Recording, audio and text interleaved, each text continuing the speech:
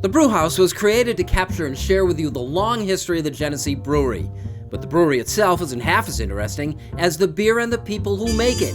Visit GeneseeBrewhouse.com.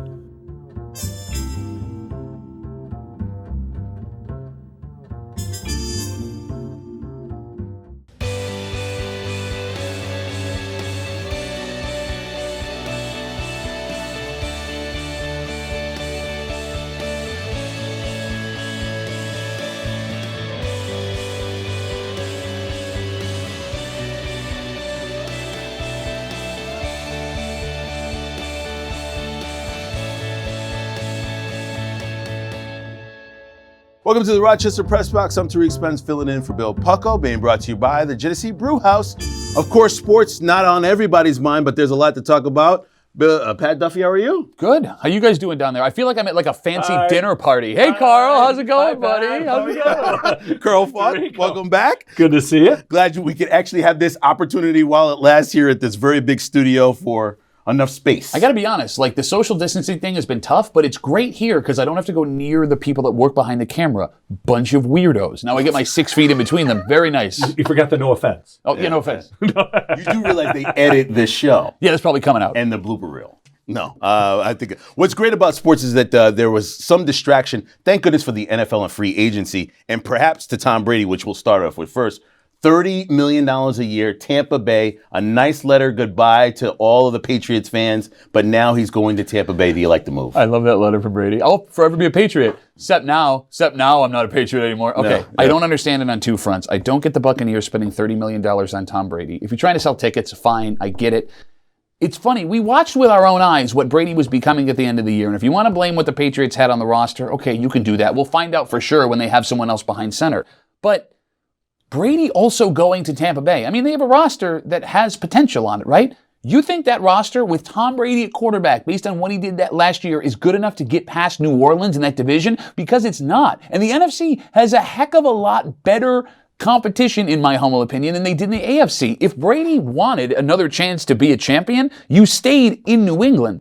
I don't know what the heck he's thinking unless he is so confident and arrogant that he believes he can succeed without Belichick on a team that doesn't have the history they have with maybe less talent when it all comes down to it. There is one guy on that team that doesn't play, but is happy to have him, Bruce Arians. Oh, hell yeah. First off, $30 million for Tom Brady. Ryan Tannehill got $29.5 million a year for 4 years. So $30 million, as crazy as that sounds, that's like the starting point for an NFL quarterback now. This is almost like a team-friendly deal. I know we're going to get to Teddy Bridgewater. He got nearly 30.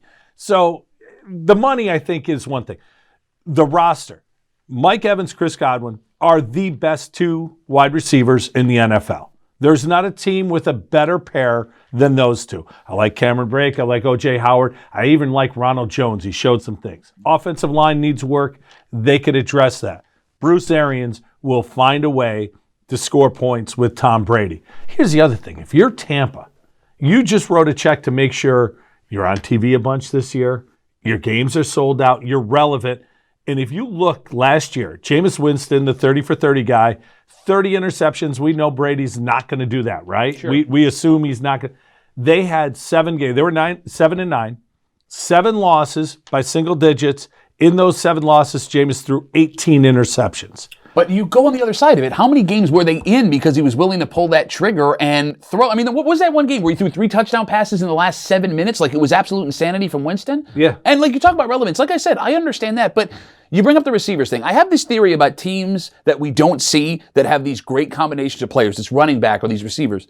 The reason those receivers look like they might be the best in the NFL is because you only see their highlights, because their games aren't featured prominently, so you don't get to see the negative aspect of it. I think Tampa Bay might be one of those teams. What's going to be fun is to see I disagree with that. Well, I'll put it this way. Tom Brady in that locker room changes everybody's momentum, puts everybody in focus. Culture. He doesn't have too many more years left, maybe 2 or 3 more years left in his career. He wants to play to 45. It should be fun in Tampa to see that entire team sort of work around Tom Brady to see if they can get back to a Super Bowl. Another name to throw in there, Byron Leftwich is the quarterback's coach, offensive coordinator there. He got huge rave reviews last year for the work he did with that Tampa offense. Now with he and Brady, I'm just saying it's going to be fun to watch. Oh, I can't wait. I can't wait for the Buffalo Bills. They made a big trade. We'll talk about that next. Coming up, you're watching the Rochester Press Box being brought to you by the Genesee Brewhouse.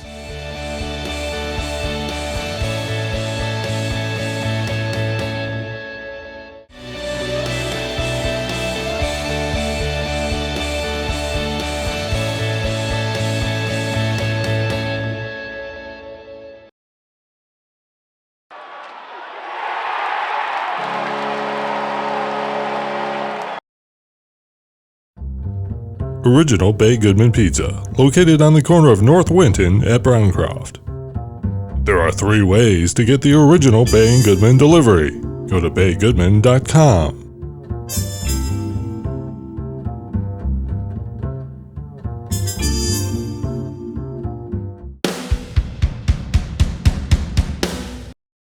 Welcome back to the Press Box. I'm Tariq Spence, being brought to you by the Genesee Brewhouse. All right, the Buffalo Bills made quite the big trade. One Mr. Stefon Diggs did not like Minnesota. Will he like Western New York? What's there not to like? All right, so here's the thing.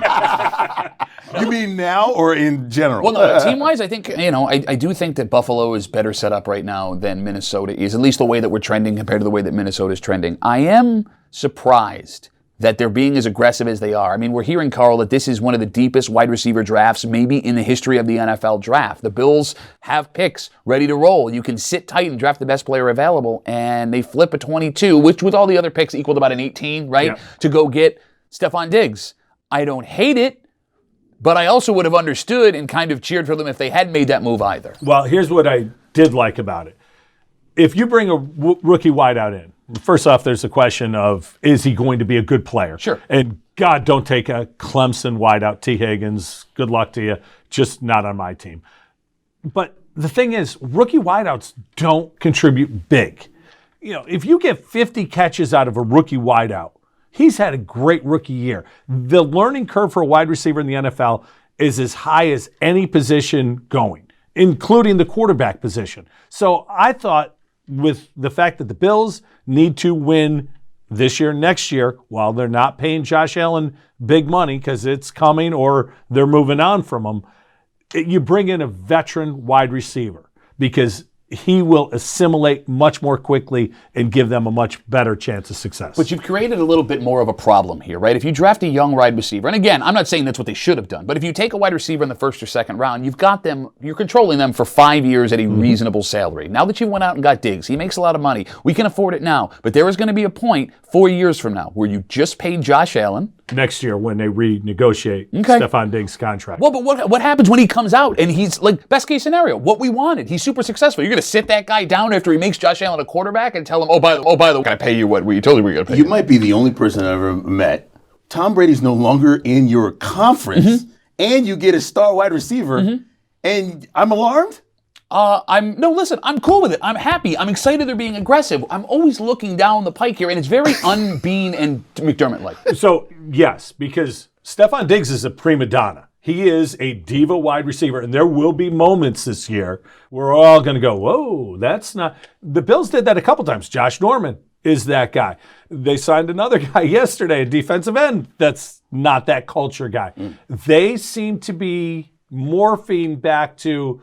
We know our window is now. We're willing to take chances that they weren't willing to take the first couple of years. And to your point, they showed that we have a 3 to 4 year window, because if you don't get anything done in the next 3 to 4 years, it's a disaster, like a legitimate disaster. The money that you'll be paying Josh Allen, Trey Edmonds, Tre'Davious White, Poyer got a contract extension the other day, Stefon Diggs if you want to keep him around. It's either pay these guys to make 1 or 2 more runs at it the next couple of years or break it all down again. That's my only trepidation. All right, Poyer, you mentioned him, 2-year contract extension. You'll have him for a couple more years, 2020. Do you like that? Oh yeah, I love it. You can make the argument that Jordan Poyer is the most underrated free agent signing maybe in the history of the Buffalo Bills. And I only hold Kenny Davis up there because I love Kenny Davis so much. But yeah, no, I mean, he's what, the 15th highest paid safety average annual salary in the NFL? That's insane you got him at that number. And he and Hyde are so good together. They complement each other. They work well together. Trey White's going to get paid, we assume, in the next couple weeks. The work that they've done pre-draft has made it so that the draft is now about depth. If you think about it, what position of need? They really don't have a glaring position in need. They need a backup running back. They need depth everywhere. Every team needs depth. But now the defensive line is about as deep as any that there is in a league. You're watching the Rochester Press Box, being brought to you by the Genesee Brew House. Like it or not, coming up next.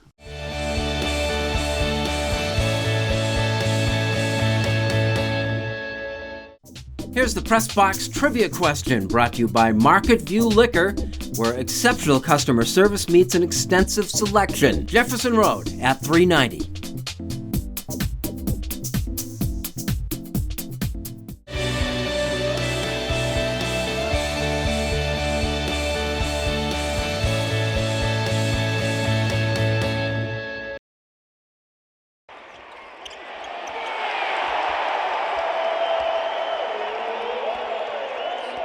Here's the Press Box trivia answer, brought to you by Market View Liquor, where exceptional customer service meets an extensive selection.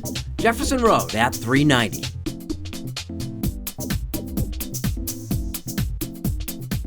Welcome back to the Press Box. I'm Tariq Spence, being brought to you by the Genesee Brew House. All right, like it or not, Carl, I'll make this the easiest like it or not ever. Houston Texans trade a wideout. No, not DeAndre Hopkins. In my opinion, the best wide receiver in football, and has been for the last 5 years. You look at the numbers he continues to put up, and before Deshaun Watson got there, I think, Duffy, you played quarterback for what, like 7 games down there? Oh, yeah. Yeah, and he still caught passes. I'm still hurt. Still caught passes. This guy, year in, year out, produces. You don't hear much off him, although apparently Bill O'Brien's taking some shots at him off the field. Like, we don't know anything about these guys, but a second-round pick. And he took on David Johnson's contract. David Johnson was going to get cut by Arizona. Bill O'Brien, the only general manager and head coach, the only guy in the league to have both titles. You know why? Because you can't have both titles. He gave up 2 1s for Laramie Tunsil and got a 2 back for DeAndre Hopkins. What we are witnessing and what we've witnessed in Houston over the last 2 seasons is a team that has talent to be a Super Bowl champion, that is being held back by a guy who doesn't know what the hell he's doing. You have arguably the best defensive player in the NFL. They traded away another one of the best defensive players in the NFL in Jadeveon Clowney last season. You trade away the best wide receiver in football for a bad running back contract that's worth a 4th-round pick. Maybe that's a 4th-round pick deal. How Bill O'Brien still has his job is astounding. What's even more astounding is what he has on the owner of the Texans that got him that gig in the first place. Are you nuts? Think about, with a decent general manager, head coach combination, what the Texans could be. The stars they have on that team. And they're winning a playoff game against the Bills, who collapsed with a 60-point win. By the way, the former general manager of the Texans is on the Buffalo Bills staff right now. Again. What did he do to lose that job? How does that happen? This is from a happy Bills fan, just so you know. What is happening? Great week for the Bills, and yet he still has questions. Phillip Rivers, 1-year deal to the Colts. Like it or not? Yeah, like it. It makes sense, right? You're going to give a guy, see if he's got any magic left in the tank. What's going to be interesting to see is, my favorite part about Phillip Rivers is, no matter what week it is, if you want interesting football, turn on a Chargers game with 2 minutes left and he is frantically trying to come back to win.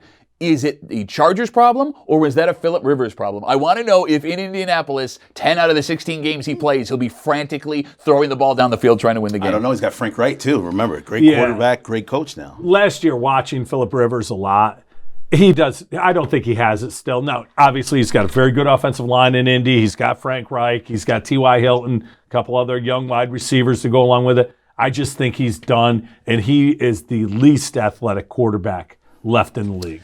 Teddy Bridgewater saw a lot from his career really early on, very devastating knee injury. Minnesota goes to New Orleans, wins there for them. Now it seems like he's got a fresh new start in Carolina. What do you think?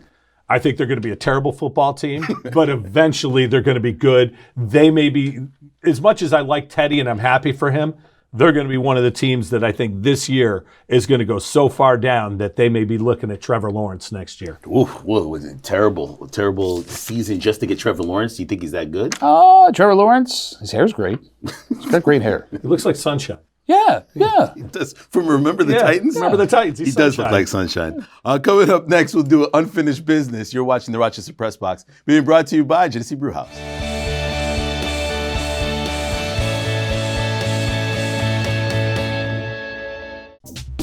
And now here's this week's MVP Experience Stat of the Week, brought to you by Sport Clips, where it's good to be a guy. No appointment ever needed.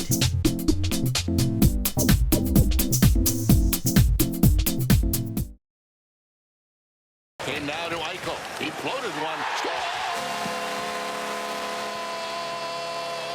When Girl Scout ingenuity meets Dunkin' Coffee, you get a cup of can-do. Girl Scout cookie-inspired flavors are at Dunkin'. Try Thin Mints and Coconut Caramel today.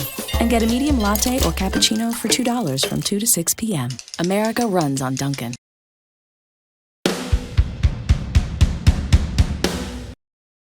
Welcome back to the Press Box, being brought to you by Genesee Brew House, and Unfinished Business is being brought to you by Dunkin'. America runs on Dunkin'. All right, Duffy. During World War II, the All-American Girls Professional Baseball League showed up to replace a Major League Baseball product that wasn't as great because, the guys went off to war. And even during World War II, you could turn on the radio and hear championship heavyweight boxing as a distraction. During the Cold War, you had things like the Miracle on Ice game, the Olympics, ping pong competitions between American and Chinese folks, and it was a distraction from the horrific stuff that was going on. We're in the middle of something we've never seen before right now. And for the first time in American history, there is no distraction. I mean, we get the Tom Brady news this week, and it's fun to think about something, but how odd is it when you sit on your couch at night, knowing you can't really go anywhere, and you're scanning, looking for what might have been March Madness happening on the television? It's not there, and I'm going to be honest with you, I'm having a hard time dealing with it. The realities of what's going on are tough, and I'm spending more time with my kids, and I'm out in the driveway playing hockey with them, and I'm having a blast. But when I'm alone with my thoughts, and I'm sitting in bed, and I go to pop on the TV, and there's nothing sports there, I didn't realize how important it was. And I know we're all going to get through this eventually, right? We can do it. What do they say? Flatten the curve, wash your hands, stay away from people. Again, this is great, not having to deal with these guys close. Sports will be back. And I, for one, when all this is over, cannot wait. Although, for the record, he really wanted this big table to get away from us. Just so you know. That's what I've been saying the whole time. I know. Okay. Well, you got your table. It just took a possible pandemic to do it. Prima donna. Yeah, just a little bit. Could you talk to Tariq and he'll talk to me? Thank you. My bad. My people. Are you my people? Yes. Thank you. We're all working together. Carl? So there's been a lot of good and bad that's gone on with this pandemic. The bad we see every day, but there's been good. We had guys like Zion Williamson and Blake Griffin and Kevin Love say, we're going to donate money to make sure the arena workers throughout the country, while they're not getting paid because there's no games going on, they're going to supplement that. Major League Baseball, all 30 teams donated $1 million so their stadium workers could all be made whole. Here in Western New York, we have two people, Terry and Kim Pegula, who own the Buffalo Sabres, Buffalo Bills. They run the KeyBank Arena, and here in Rochester, the Blue Cross Arena and the Nighthawks and the Amerks. They were asked, are you going to jump in initially? Well, at this point, their reply was, at this point, the games are going to be rescheduled. So we'll cross that bridge when we get to it. Have these people ever answered a question properly? Have they ever handled a situation where you can go, oh, good, I'm glad there are our owners. They were good because they kept the teams here. And then they took a whole lot of state and federal money to build up Buffalo, and they made it a great thing. And they sold the city council here a bill of goods and have done nothing at Blue Cross Arena. And then when it comes time to pay the little people, we'll see how it goes. Thanks for that. Appreciate it.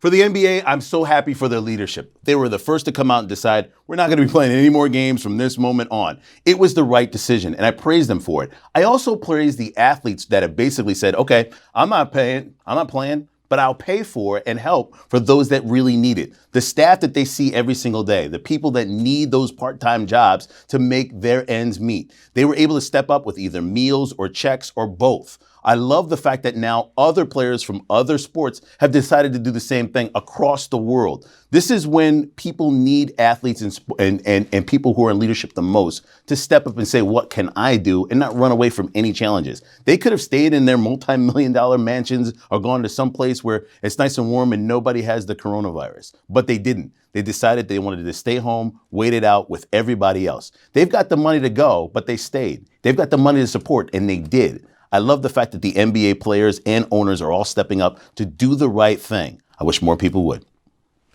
All right. We've distanced ourselves. Sorry, I can't hear you from all the way down here. We've distanced ourselves. Are you singing at me? We've No. distanced ourselves. No, that's not a song. But Okay. it could be a meme by the end of the You don't show. have to be so rude. I thought we were all having fun with the table and everything. Good to see you. I'll see you on video next time.